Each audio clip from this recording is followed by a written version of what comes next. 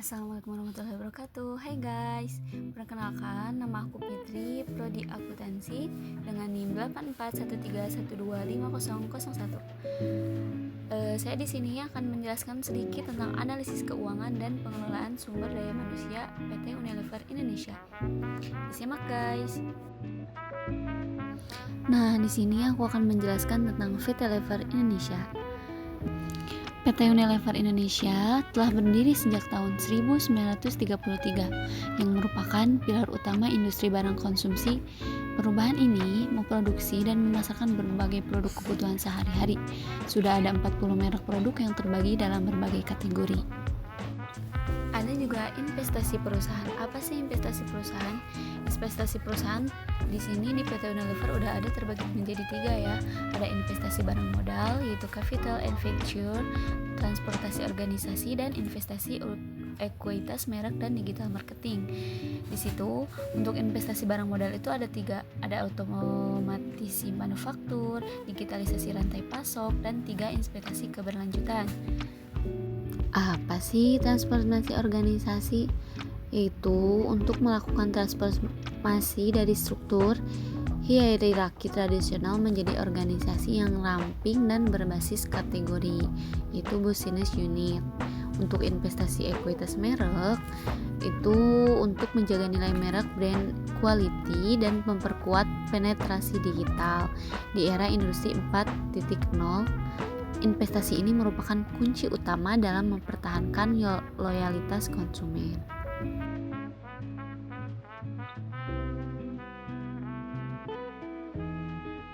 Nah, kita lanjut ke pembiayaan operasi. Pendapatan dari penjualan produk, pembiayaan sumber utama operasi PT Unilever Indonesia berasal dari pendapatan penjualan operasional Unilever yang dibiayai terutama dari arus kas, aktivitas operasi yang berasal dari penerimaan penjualan produk kepada pelanggan. Terus penjualan bersih sebagai penopang operasi, manajemen kas, dan utang. Apa sih penjualan bersih sebagai penopang operasi? Pada tahun 2024, Unilever Indonesia mencatat penjualan bersih sekitar 35,14 triliun. Meskipun mengalami penurunan dibandingkan tahun sebelumnya, tapi tetap menjadi sumber utama pembiayaan kegiatan operasional perusahaan. Manajemen kas dan utang mendukung stabilitas operasional secara mandiri untuk mengurangi risiko finansial akibat beban utang yang berlebih dan meningkatkan efisiensi penggunaan modal kerja. Nah, kita lanjut ke pengguna keuntungan. Penggunaan keuntungan ada laba bersih dan tren kinerja, kebijakan dividen, program buyback saham.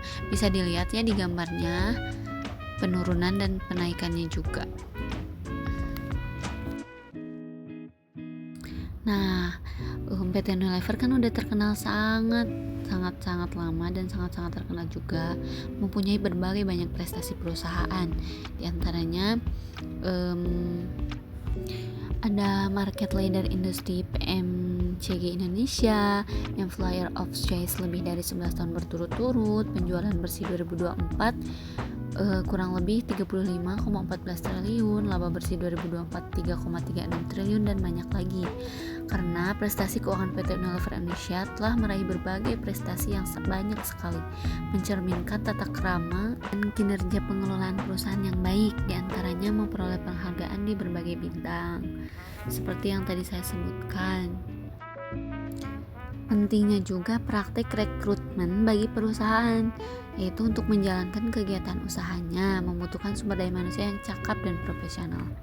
Oleh sebab itu, PT Unilever Indonesia membutuhkan daya manusia menjadi salah satu fokus utama Unilever Indonesia untuk menjalankan kegiatan usahanya, mencakup berbagai aspek seperti perencanaan tenaga kerja, pelatihan dan pengembangan manajemen kinerja, serta pemberian kompensasi. Tahapan rekrutmen umumnya meliputi seleksi administrasi, tes kemampuan, wawancara, dan penilaian kompetensi. Kesimpulannya, PT Unilever Indonesia merupakan perusahaan PMCG dengan strategi investasi yang terarah, pembiayaan operasi yang didukung arus kas internal, serta penggunaan laba yang berimbang antara kepentingan pemegang saham dan pertumbuhan bisnis. Praktek sumber daya manusia yang kuat menjadi faktor penting dalam menjaga produktivitas, inovasi, dan daya saing perusahaan di tengah tantangan industri. Dan cukup sekian dari saya. Terima kasih. Bye-bye.